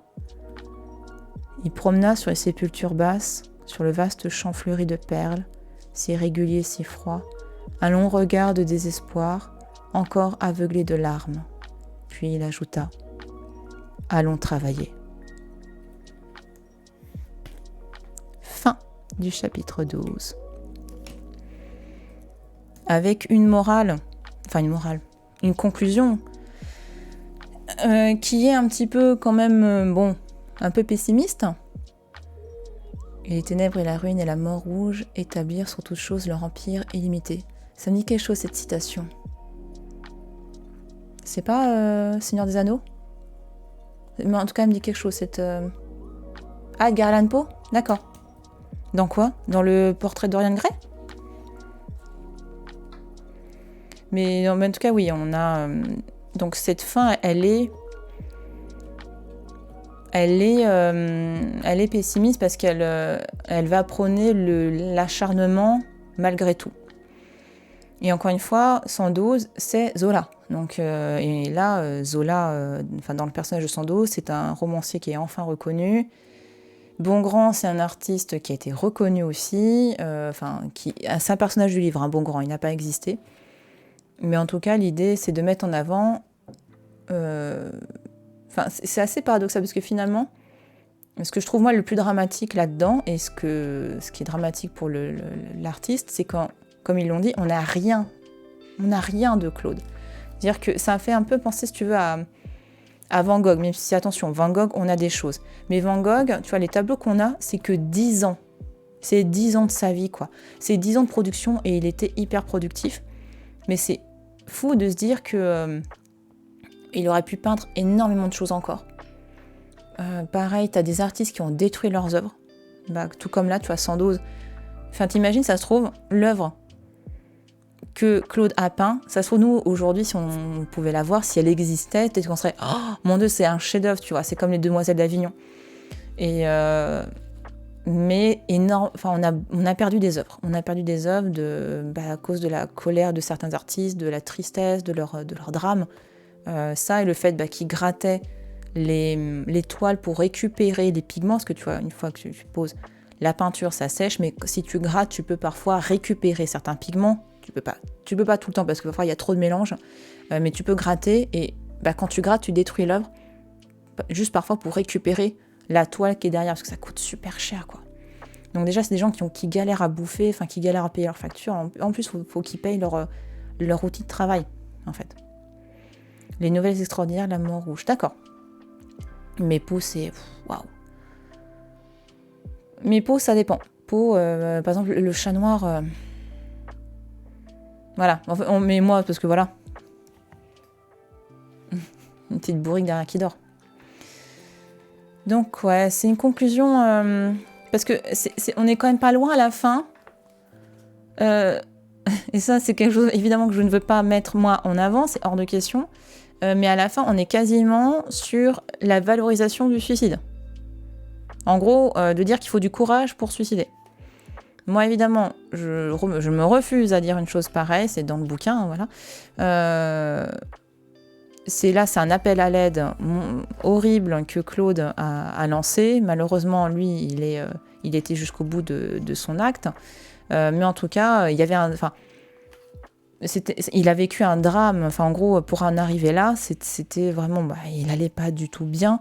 Il était complètement détruit. Donc voilà, pour moi, c'est pas du courage en soi, c'est du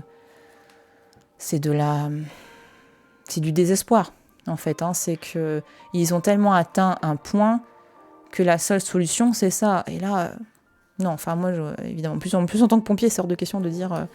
voilà. Mais dans le roman, en tout cas, la fin, ça questionne le fait que finalement, Claude est limite plus heureux comme ça. Mais alors que bon, non. Pas du tout. Ça, puis en plus, il n'y a plus rien de lui, on n'a rien, on n'a aucune œuvre de lui, et en gros, c'est comme si l'histoire avait perdu un grand artiste. Voilà. Encore une fois, c'est un personnage, il n'existe pas, mais ça donne cette impression-là. Et qu'à la fin, les deux retournent travailler, Bongrand et Sandoz retournent travailler, parce que finalement, ils n'ont que ça dans leur vie. Voilà. Donc, si besoin d'aide, appelez le fils santé. Oui, tout à fait. Donc, si vous sentez le besoin de parler à quelqu'un de ce genre de choses, notamment d'idées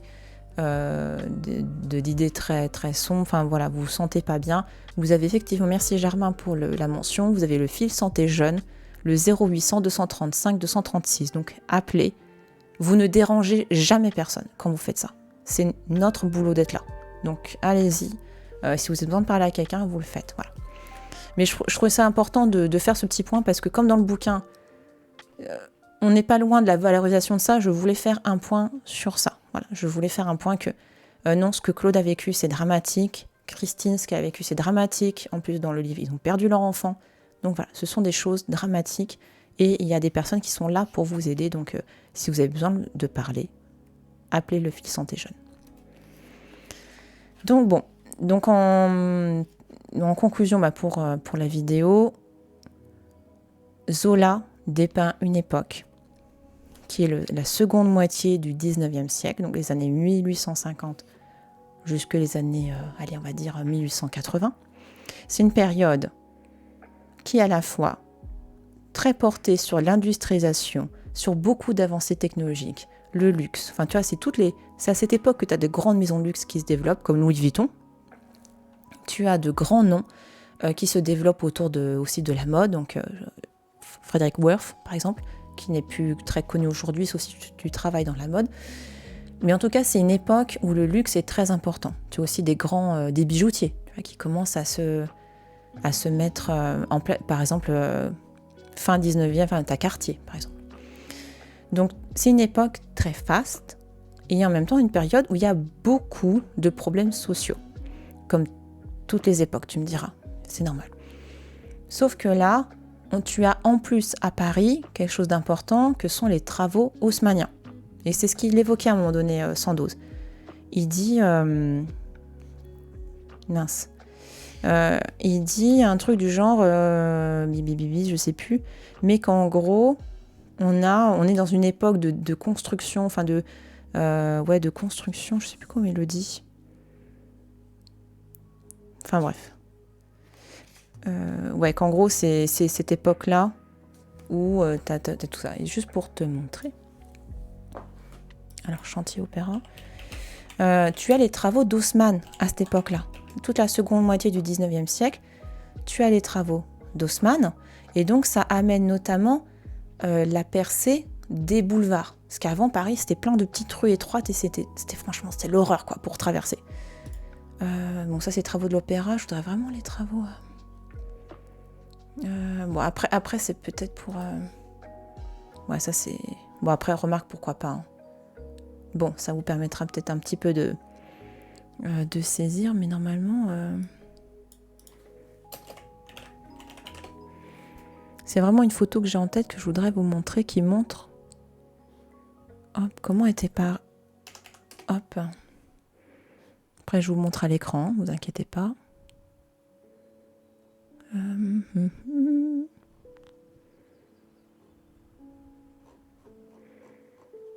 Peut-être dans l'article Wikipédia, il y aura peut-être des photos. Je regarde vite fait, hein. J'arrive. Alors.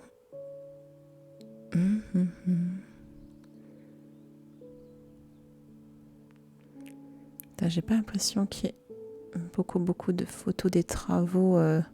Attends, je suis bête, je vais faire Haussmann. Voilà. Là, je pense que j'aurai des images et je vais vous montrer là. Voilà. Ah, voilà, celle-ci par exemple, normalement. Voilà, pour vous montrer un petit peu. Mais voilà, cette image-là, si vous voyez un petit peu, on va un petit peu zoomer. Voilà.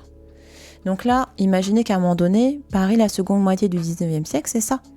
C'est-à-dire que pour construire les boulevards, il a fallu détruire certaines rues. Enfin, en gros, tu peux pas foutre un boulevard sur une rue qui fait ça. Tu es obligé de... Voilà. Et donc, Haussmann, qui travaillait qui a été mandaté par l'empereur Napoléon III, il a dû faire un très grand brin de ménage en expropriant tout le monde. Hein. En gros, c'est « t'habites là ? Ouais, bah non, t'habites plus, donc tu dégages. » Et donc, du coup, tu vois, à ce moment-là, t'avais plein de populations très variées qui étaient au centre de Paris. Et avec les travaux haussmanniens, on les a dégagés. On dit, écoutez, non, c'est pas possible, vous devez partir, on doit tout défoncer et vous n'êtes pas relogés parce qu'on va faire un boulevard. Et bien, toutes ces personnes-là, elles sont parties vers ce qu'allait devenir, donc pour vous, c'est plus dans ce côté-là, le futur 19e, 20e arrondissement. Voilà, tu vois. Donc, toutes ces populations, elles vont partir par là. Et les personnes qui faisaient partie de l'élite, on leur dit... Pardon, excusez-moi, on va devoir construire. Est-ce que vous pourriez, s'il vous plaît, partir ? On vous donne un petit PQ. Là, voilà. C'est pas le même traitement. eux vont partir. En plus, il y a trop de bordel. Enfin, faut que tu imagines, Paris, pendant 20 ans, c'est des travaux qui foutent un bordel monstre, quoi. Tu vois, c'est ça, là, l'image. T'imagines ça pendant 20 ans dans Paris, au centre de Paris, hein. Et donc, du coup, toutes ces populations qui sont plus aisées, elles vont partir dans l'autre sens, parce que, tu vois, faut pas se mélanger, hein. Tu vois, Donc, elles vont partir plus au niveau de, tu vois, Charles de Gaulle Étoile. Si tu vois à peu près Paris, c'est dans ce coin-là. Les Champs-Élysées. Donc, les populations vont bouger. Il va y avoir toutes les constructions au centre de Paris, l'Opéra Garnier, etc. Mais ça va être un travail phénoménal. Donc Paris, tu vois, Paris vit ça, donc toutes ces constructions. Et à un moment donné, ouais, c'est ce qu'il disait dans le roman, que y avait autour d'eux, il y avait le développement des gares, qu'il y avait ces constructions, ces destructions. Enfin, voilà, faut imaginer le chantier incroyable que c'est Paris, que c'est leur contexte en fait, hein. Donc les gens comme Zola et tout, enfin les artistes même comme Van Gogh, comme Manet, Monet, ça c'est leur quotidien en fait. Enfin, voilà, t'imagines dans quel contexte ils sont. Un contexte avec tous ces travaux, le fait qu'il y a beaucoup de constructions qui sont censées amener des choses incroyables, mais qui sont aussi bruyantes et tout. Et pour te montrer, voilà, la note. Pardon, je souffle beaucoup dans le micro. Voilà, tu vois, à un moment donné, là, c'est devant l'Opéra Garnier. Trop de bordel à Paris, titre. Oh. Ok, d'accord. Oui, ok. Ok, non, mais c'est très bien. Très, très, très, très bien. Voilà. Donc, pareil, là, tu vois, hop. Travail échange, je préfère faire comme ça, plutôt ouvrir l'image dans un nouvel onglet. C'est plus simple. Voilà. Tu vois, donc, ils détruisent tout au fur et à mesure, en fait. Parce qu'il y a besoin de place. Et les gens qui habitaient là, c'est... Allez, va voir dans le 19e si on est. Va l'inventer. Va inventer le 19e. Allez. Et le 20e arrondissement aussi, si tu veux. Vas-y, va l'inventer. On te regarde. Et ce que ça a donné, donc, ensuite... Voilà. J'aimerais bien des petites images. Ah, voilà. Voilà. Ah. Bon, tu imagines à peu près. Hein. Voilà, donc t'imagines, avant, il y avait plein de baraques et tout devant, là, un truc, tu fais table rase. Voilà. Donc ça, c'est les travaux haussmanniens. Donc tous les boulevards, c'est à cette époque-là. Le premier, c'est Réaumur-Sébastopol, et tu vois, ça a continué au fur et à mesure. Voilà. Donc voilà pour la lecture de ce roman qui est, je trouve, incroyable, qui met en avant la précarité de nombreux artistes, le fait que la plupart d'entre eux vivent dans une période qui ne comprennent pas leur art et qui seront compris plus tard en fait. Hein. Van Gogh en son temps était détesté. Manet qui a peint Le Déjeuner sur l'herbe était détesté en son temps. Et aujourd'hui, ça on dit « Ah, mon Dieu, c'est génial !» Voilà, mais en son temps, on disait « Ah, c'est dégueulasse !» Voilà, le avant, après. Ouais, mais c'est normal parce que notre regard change, notre connaissance du monde et de l'art change, et ce qui n'était pas compris à une certaine époque, on est beaucoup plus réceptif à ça de nos jours. Voilà YouTube, donc merci d'avoir suivi toute cette lecture avec nous. Et j'espère que ça vous a plu, donc on verra quel sera le prochain livre. Salut YouTube, à très bientôt.